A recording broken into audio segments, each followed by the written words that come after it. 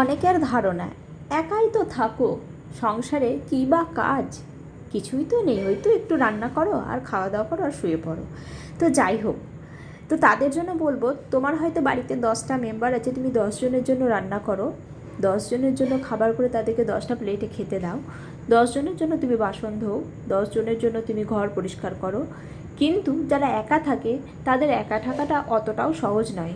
একা থাকে বলে তাকে একার জন্য বাজারে গিয়ে বাজার করতে হয়, একা থাকে বলে একার জন্য রান্না করতে হয় এবং সেই বাসন তাকে উপযুক্ত সময়ে তার সমস্ত কাজ ঠিকঠাকভাবে করে ধুতে হয়।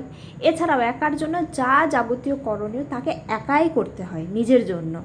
তা নিজের জন্য করাটা কি খুব একটা কঠিন কাজ বলে মনে হয় না? মানে সবার জন্য করলে সেটাই মনে হয় কঠিন কাজ, আর নিজের একার জন্য করলে সেটা কঠিন কাজ হয় না, তাই না? তো যাই হোক, এই ধারণা যারা নিজের মধ্যে পোষণ করে রাখো তাদের জন্য বলি, একার জন্যও হয়তো পরিশ্রম করতে হয় অল্প পরিমাণে, আর অন্যদের জন্য, বাড়ির সকলের জন্য পরিশ্রম করলেও সেটা করতে হয় হয়তো একটু বেশি, কিন্তু করতে হয়। তো যাই হোক, কথা বলতে বলতে আমার সব গোছানো কমপ্লিট। চলো, টাটা।